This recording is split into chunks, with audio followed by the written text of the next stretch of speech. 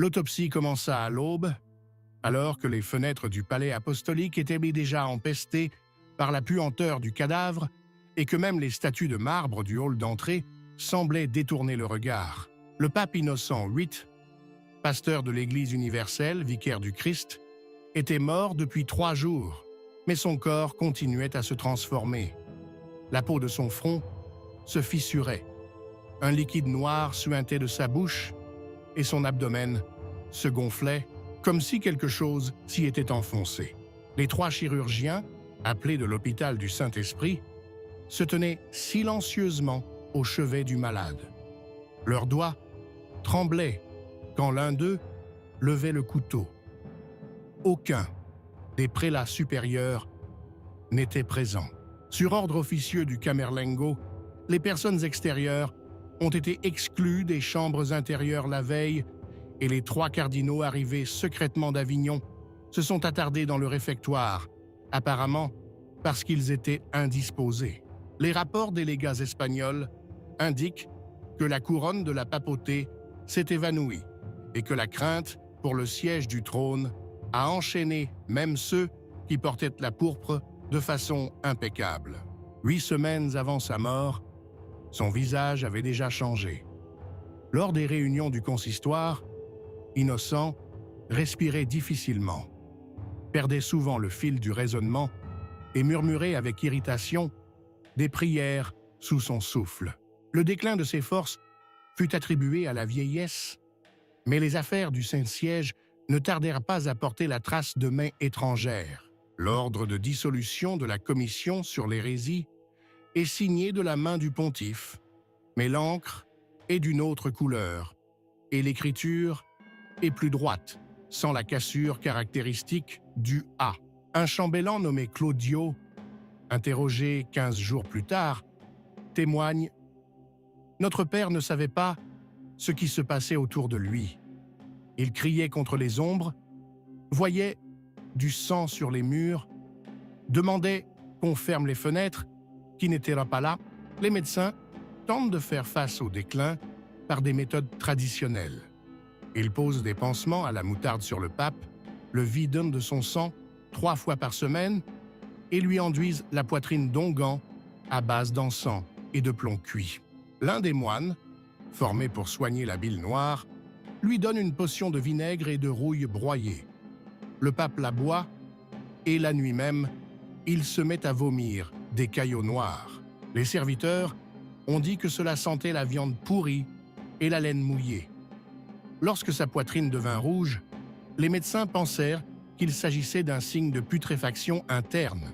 La température de son corps était maintenue à un niveau élevé, aussi élevé qu'il pouvait le mesurer en appliquant des linges mouillés et en observant l'évaporation. Le témoignage du scribe précise « Dès la 3e heure de la nuit, le corps brûlait comme s'il sortait d'une cuve d'infusion. Il cria à la Mère de Dieu, puis à sa propre mère. Au cours des dernières semaines, Innocent était tombé dans un état de semi-délire. Il s'est enfermé dans la chapelle, empêchant même les cardinaux d'entrer. On l'a entendu parler aux morts. À 2 reprises, on l'a trouvé allongé sur le sol, nu, les mains serrées sur la poitrine. Son visage était déformé par la souffrance en un rictus cruel. Il avait des plaies sur le dos. Un serviteur, interrogé 1 mois plus tard, a déclaré « Je lui lavais le dos et la peau restait sur le tissu. Il chuchotait comme si des démons le rongeaient de l'intérieur. » Par la suite, les gardiens limitent l'accès, officiellement en raison du risque d'infection, officieusement pour que personne ne puisse voir l'état réel du pontife. Pendant ces mêmes jours, la lutte pour le trône papal s'intensifie. Les Espagnols insistent sur la nomination du cardinal de Mendoza, les Français sur celle d'un candidat de la maison d'Orléans. Des négociations secrètes se déroulent à l'intérieur du palais. L'un des nonces, selon des notes retrouvées dans les archives de Santa Maria in Trastevere, écrit « Le corps n'a pas encore été s'est refroidi, mais déjà les voix se font entendre. » Le cardinal Giuliano della Rovere, plus tard connu sous le nom de Jules II, est arrivé à Rome 2 jours avant la mort d'Innocent, mais n'est pas entré dans ses appartements. Il reste dans l'ombre, tel un chasseur, attendant que la bête meure, enfin. La veille de sa mort, le pape convoque un moine exorciste dans sa chambre. La correspondance ultérieure de l'aumônier en témoigne. Il a supplié d'expulser une bouillie noire de son estomac. Il a dit qu'il sentait un mouvement à l'intérieur, comme si un enfant des ténèbres rampait en lui. Le corps de papa saignait déjà des oreilles. Ses yeux étaient brouillés et sa langue enflée. Mais il a continué à chuchoter. La dernière phrase que le scribe entendit fut « Je ne renoncerai pas. Je ne les reconnaîtrai pas. » La mort survint à la 7e heure de la nuit. Son cœur s'est arrêté, mais sa peau a sué pendant encore 2 heures. Lorsqu'on souleva son corps pour le placer dans les linges funéraires, quelque chose de noir, à l'odeur âcre de foie pourri, suinta de son anus. Le serviteur qui tenait la tête a crié et s'est évanoui. L'un des chirurgiens racontera plus tard « Pour la première fois de ma vie, le défunt a continué à respirer par ses pores. L'autopsie a commencé par l'abdomen. À la première incision, un liquide noir a jailli. Le foie était gonflé et blanchâtre. La rate avait éclaté et les intestins étaient ulcérés avec une sorte de substance gélatineuse sur leurs parois. Les mains du chirurgien tremblent lorsqu'il extrait des intestins un caillot dense ressemblant à un fœtus humain. Les preuves ont été immédiatement mises sous scellé. Chamberlengo a ordonné la destruction de tous les documents, mais l'une des transcriptions a survécu jusqu'à ce jour. Il y avait quelque chose à l'intérieur de sa sainteté qui ne devrait pas être à l'intérieur d'un homme. Cela ne respirait pas, cela ne battait pas, mais cela avait une forme. L'odeur qui s'est dégagée, après l'autopsie, s'est répandue dans l'aile inférieure du palais apostolique. Les serviteurs se couvrent le visage de mouchoirs imbibés de vinaigre, les chirurgiens accrochent des sacs d'absinthe aux entrées, mais rien n'y fait. Le chambellan ordonne de condamner les portes et le corps est transporté dans la salle fermée où se tenaient autrefois les audiences privées. Là, sous les armoiries éteintes de la famille Cibot, Innocent le 8e continua à se décomposer. L'autopsie, proprement dite, a duré plus de 4 heures. Les pathologies constatées furent notées au crayon sur des bouts de parchemin qui furent ensuite brûlés sur ordre de l'évêque de l'école de Padoue.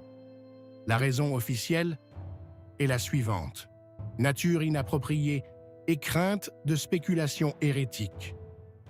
L'un des chirurgiens qui s'est réfugié à Venise a avoué plus tard « Le foie du pape avait des cavités remplies de soufre et de graisse. Dans le cœur, ils ont trouvé non pas des caillots de sang, mais quelque chose qui ressemblait à de la cire brûlée. Et dans l'estomac, 2 dents humaines. L'une était une dent de lait, l'autre, un croc d'adulte. Entre-temps, au sein de la cour papale, une scission s'est amorcée. Le corps du pontife n'est pas encore froid et 3 partis prétendent déjà que c'est leur candidat qui a été béni par le testament du mourant. Les Espagnols soudoient le trésorier pour qu'il falsifie le testament. Les Allemands approchent le messager bourguignon et lui proposent un marché politique. Les Français, quant à eux, prétendent que le pape a fait un aveu secret en faveur de leur envoyé. Tout cela se déroule dans un isolement total. L'entrée des chambres est interdite, les murs sont capitonnés, les gardes sont doublés. L'un des jeunes Suisses qui avait enfreint l'ordre disparut par la suite. Son corps fut retrouvé dans le Tibre, le ventre ouvert. Pendant ce temps, le corps d'Innocent commence à se transformer. Le 2e jour, après l'autopsie, la peau s'assombrit et commence à se détacher par couches. Sa poitrine était couverte d'ampoules de pus qui éclataient avec un bruit lorsqu'on les pressait. Les yeux sont enfoncés dans le crâne, de l'écume sanglante suinte des narines. Les récipients de verre dans lesquels les chirurgiens avaient placé les entrailles commencent à se fissurer. L'un d'entre eux, celui qui contient la rate, a littéralement explosé. Le chirurgien, blessé par un éclat d'obus dans la paume de la main, meurt 6 jours plus tard avec les mêmes symptômes, fièvre, pourriture de la peau, frénésie. Les conseillers ecclésiastiques commencent à insister sur la nécessité d'un embaumement immédiat. Mais l'autopsie révèle que c'est impossible. Les organes sont déjà désintégrés, les tissus ne tiennent pas en place. Il ne restait plus qu'à recouvrir le corps de résine et à le bander. Mais lorsqu'on applique sur le corps un linge imbibé d'encens, celui-ci commence à émettre des vapeurs. L'un des prêtres présents a écrit « Le goudron s'est incrusté comme le sang de Caïn. Le tissu est devenu noir. Une marque en forme d'étoile a été laissée sur la poitrine comme si quelqu'un avait cautérisé la marque. » Le médecin du pape, le docteur Niccolo Torelli, écrit dans une lettre privée à son frère « Je suis enclin à penser que le pontife a souffert d'un gonflement interne du canal biliaire compliqué par un empoisonnement du sang. Mais la forme et la composition de sa pourriture corporelle dépassent la raison. Nous avons connu la gangrène, nous avons connu la décomposition, mais pas une fièvre interne capable de mettre le feu aux onguents. Ce n'est pas une maladie, c'est autre chose. » Ces mêmes jours, les habitants de Rome commencèrent à chuchoter. Les citadins disaient que dans les environs du Latran, il y avait une odeur qui faisait mourir les oiseaux. Dans le Trastevere, à l'entrée d'une boutique, une femme s'évanouit, le visage couvert de taches noires. Les marchands sont baptisés. Les gardes tentent de disperser le peuple, mais la rumeur s'est déjà répandue. Le pape a été empoisonné. Le soir, un étudiant en théologie jette un mot dans la grille de Saint-Pierre. Il a mangé le sang des bébés. Maintenant, le diable le mange lui-même. Les cardinaux tiennent une réunion secrète dans la crypte de la cathédrale. Ils discutent de la manière dont ils pourraient expliquer les signes inhabituels sans être tentés. Il fut suggéré d'attribuer ces signes à la suggestion, fut de l'attribuer au miracle de l'ascension inversée, mais cette formulation fut très mal accueillie par une partie du clergé. Le cardinal di Santa Maria a déclaré « Si nous disons que son corps brûle de l'intérieur, nous renforçons les protestants. Si nous nous taisons, ils nous le diront eux-mêmes. » C'est alors que le cardinal Della Rovere intervient. Il propose un conclave d'urgence en vase clos avant l'enterrement officiel. La raison officielle est la contagion. La vraie raison était la crainte d'une émeute dans les rues. À l'aube, le matin même où les restes du corps d'innocents commencent à être transférés dans le cercueil, 3 courriers partent dans des directions différentes. L'un pour Naples, l'autre pour Florence, le 3e pour Venise. Tous portent les sceaux de la nouvelle répartition des influences. Le soir, le cercueil est fermé. Les pierres de la base du sarcophage avaient été mal ajustées. Il y avait un vide à l'intérieur et pendant le transfert, on entendit que les restes du corps bougeaient avec un claquement humide. Le cercueil a été scellé par 4 signes. Aucun témoin du peuple n'a été autorisé. Seuls 3 cardinaux, un chambellan et 5 soldats restèrent à l'enterrement. Les cierges brûlent par intermittence, l'un d'eux s'éteignant dès le début des prières. Le soir même, 2 autres participants à l'autopsie meurent dans un hôpital romain. Le diagnostic est celui d'une fièvre putride, se propageant à partir des poumons. Leur corps était couvert d'ulcères à l'intérieur. La peau se détachait de leurs doigts. L'un des patients délirait « Il me parle. Il est en moi. » innocent était mort. Mais quelque chose d'autre a commencé à se produire. Je poursuivrai avec la troisième partie une fois que vous aurez confirmé le chaos après la mort et les retombées politiques. ChatGPT a dit « Voici la troisième partie de l'histoire. Je continue strictement dans le même style documentaire, dérangeant et hyper réaliste, sans dévier de la structure établie. Le quatrième jour, après la mort d'Innocent, une vague de chaleur s'abat sur Rome. L'air se fige, des meutes de rats apparaissent dans les quartiers au bord du Tibre et près de la basilique du Latran. La puanteur est si forte que les gardes portent des masques en cuir trempé. Des rumeurs se répandent dans toute l'Italie. À Naples, on dit que le pape est mort d'une malédiction infligée par les Juifs. À Milan, on disait qu'il avait été empoisonné par du vin provenant de centipèdes et de queues de souris. Mais à l'intérieur du palais, on savait que la décomposition avait commencé bien avant la dernière expiration. Le témoignage du frère Leonardo, conservé dans les archives de Sant'Onofrio, est le suivant. Lorsqu'il parlait encore, il demanda que son cœur soit enterré séparément. Il disait que son corps était maudit et portait le mal. Il savait qu'il ne ressusciterait pas. Il a demandé que personne ne prie pour son âme. 3 jours avant les funérailles, les cardinaux distribuent secrètement les trésors pontificaux. L'anneau du pêcheur est fondu, les sceaux sont brisés, et dans les coffres gardés dans les cachots du palais apostolique, on découvre non seulement de l'or, mais aussi des objets incompréhensibles, des momies d'animaux, des figures de cire plantées d'aiguilles, un livre dans une langue inconnue et un sac de poudre. Son contenu, selon un témoin, provoquait des engourdissements et des taches sombres sur la peau. Le cardinal Mendoza, soupçonné d'avoir fabriqué ces objets, est mort subitement. Pendant la nuit, sa gorge s'est ouverte et il s'est étouffé avec son propre sang. Son corps est jeté dans un fossé communal. Cela provoqua un mouvement de panique. La nuit suivante, des dizaines de livres sont brûlés dans les monastères de Rome, les archives sont verrouillées et il est interdit de sortir des cellules. Au Vatican, seulement des bougies, seulement des chuchotements. Dans la ville, malgré les gardes, les foules commencent à se rassembler. On apporte des cierges, on se fait baptiser, on jette des brins de laine en direction du palais, un ancien rite contre le gâchis. Le soir du 7e jour, la foule tente de se frayer un chemin jusqu'au tombeau.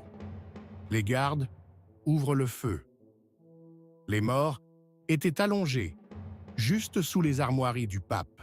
Cet incident n'a pas été consigné dans les chroniques officielles, mais il est conservé dans la correspondance privée du messager de Chartres. Ils ont crié qu'il y avait un diable dans le tombeau, crié qu'il y avait un diable dans le corps du pape et exigeaient une nouvelle autopsie. Ils disaient qu'il en sortirait un enfant noir. En dehors de Rome, le débat se poursuit sur la question de savoir qui sera le prochain pape. Les Français proposent Della Rovere, mais certains cardinaux italiens s'y opposent, estimant que la mort d'Innocent est une punition pour le pouvoir excessif du Nord.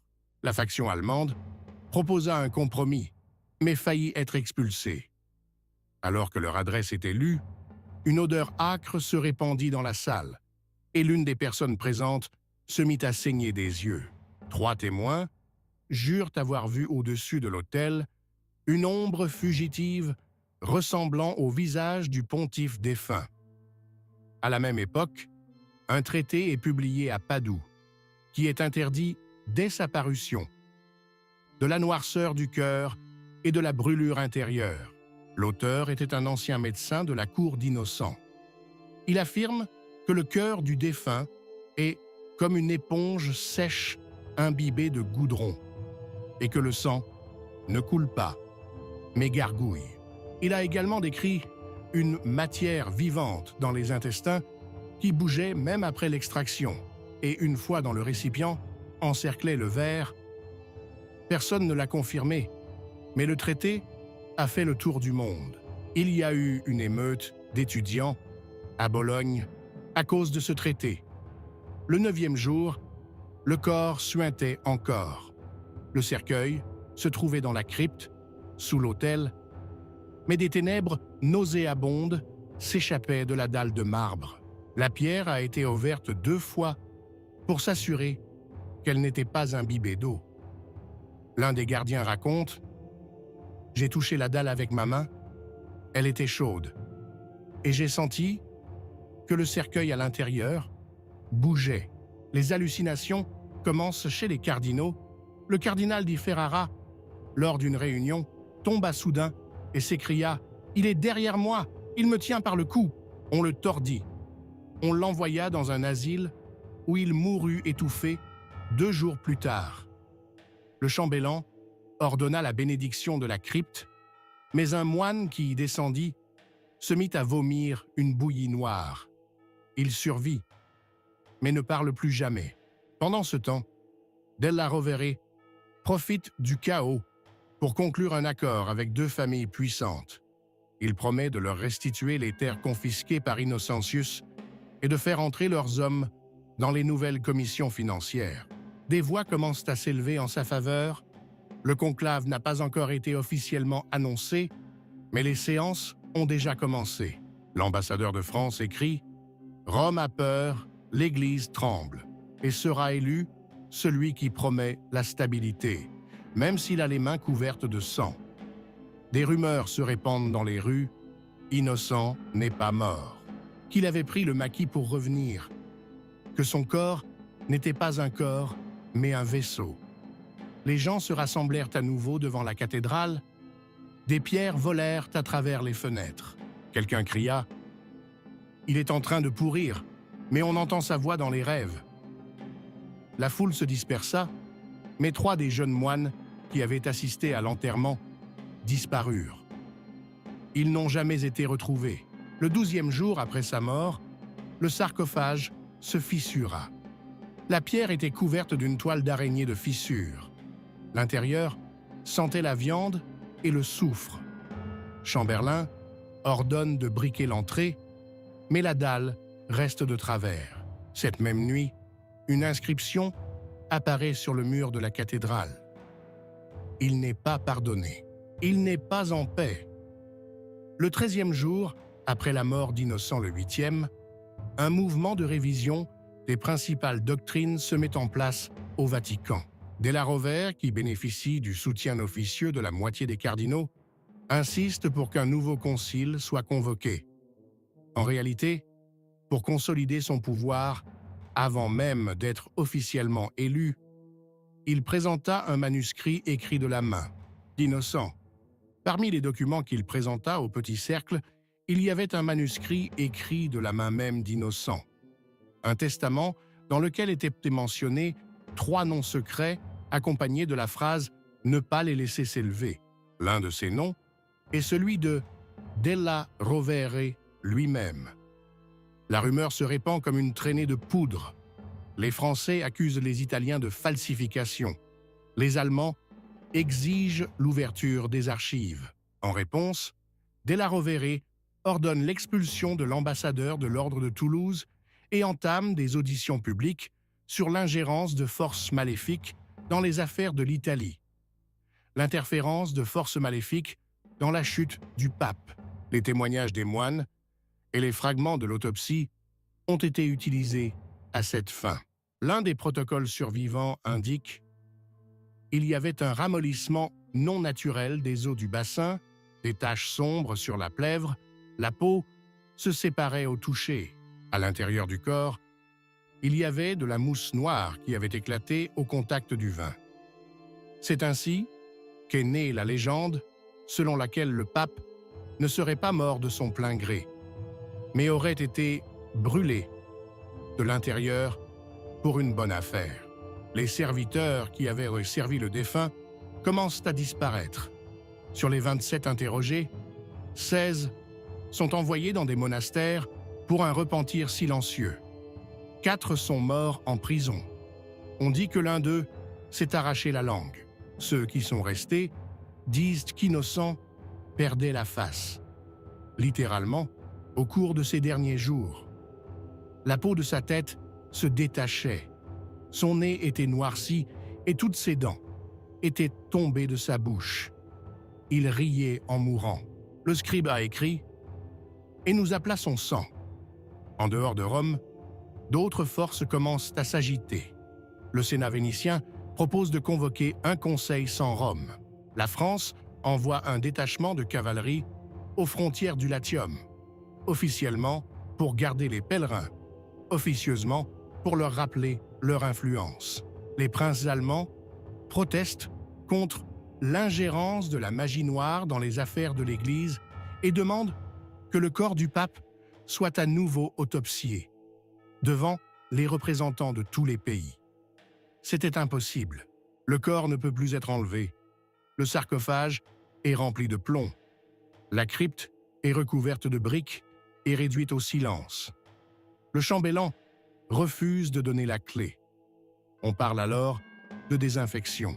Sous prétexte de lutter contre une éventuelle épidémie, les niveaux inférieurs de la cathédrale sont remplis de sel de sang de myrrhe, d'encens, de vinaigre brûlé et même d'ivoire broyé en poudre. Mais l'odeur ne disparaît pas. Au contraire, elle est devenue aussi épaisse que de la graisse. Les entrées de la crypte ont été scellées avec du fer, les murs ont été peints en gris et les portes ont été refondues, sans les armoiries. À cette époque, Della Rovere agit déjà ouvertement. Il prend rendez-vous sur rendez-vous, ouvre des coffres de reliques, rétablit les offices de ceux qui avaient été bannis sous Innocent. Il signe personnellement un décret fermant la commission sur l'alchimie et bannissant tous ceux qui s'étaient occupés de guérisons obscures. Dans les cercles officiels, cela a été présenté comme une restauration de la pureté de la foi. En réalité, il s'agissait d'un nettoyage. Pendant ce temps, un autre mouvement se déroule dans les rues. Des gens brûlent des statues du pontife et barbouillent les portes des églises de peinture noire. À Trastevere, un groupe de mendiants déterre un cercueil, pensant qu'il contenait un trésor. Ils ne trouvent que le cadavre d'un des gardes disparus la veille. Il était couvert de plaies et assis dans le cercueil en position fétale. Des sectaires sont apparus. Ils prétendaient qu'Innocent n'était pas le réceptacle de Dieu, mais celui de l'Antéchrist, et que sa mort était le début de la fin. Ils se rassemblèrent dans les catacombes, sacrifièrent des animaux et chantèrent des psaumes dans l'ordre inverse. Les gardes les dispersent, mais la graine est déjà semée. Une partie du peuple commence vraiment à croire que le pape défunt n'était pas seulement un pécheur, mais un instrument du mal. C'est à ce moment-là que Della Rovere prit la décision qui allait tout changer. Il convoqua une réunion d'urgence, au cours de laquelle il reconnut publiquement que certains signes trouvés dans le corps du pontife ne peuvent être expliqués dans le cadre de la médecine traditionnelle et que le défunt peut avoir souffert d'une contagion invisible de nature spirituelle. Les mots sont soigneusement choisis. Il n'accuse pas directement, mais il ne défend pas non plus. Cela suffit. Ses adversaires reculent. Les Français ne demandent qu'une chose, que le nouveau nom ne soit pas associé à Innocent. Della Rovere accepte. Le lendemain, il est élu et dans son nouveau ministère, il devient Jules II. C'est lui qui ordonne la destruction de tous les rapports d'autopsie. Tous les récipients contenant les entrailles du pontife sont brisés. Les vêtements sont brûlés. La chambre où Innocent est mort est transformée en débarras. Toutes les personnes présentes lors de l'autopsie sont envoyées dans des monastères éloignés. Le 20e jour après sa mort, le nouveau pape monte sur le trône. Il entre dans la cathédrale sur du marbre mouillé. La crypte sent encore l'odeur, mais les cierges brûlaient régulièrement. Les prières sonnaient clairement.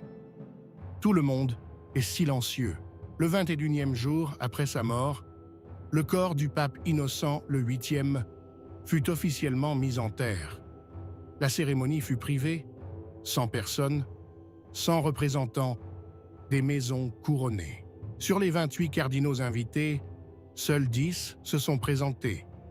Les autres ont invoqué la maladie, la crainte de la contagion ou s'étaient retirés de Rome avant la cérémonie.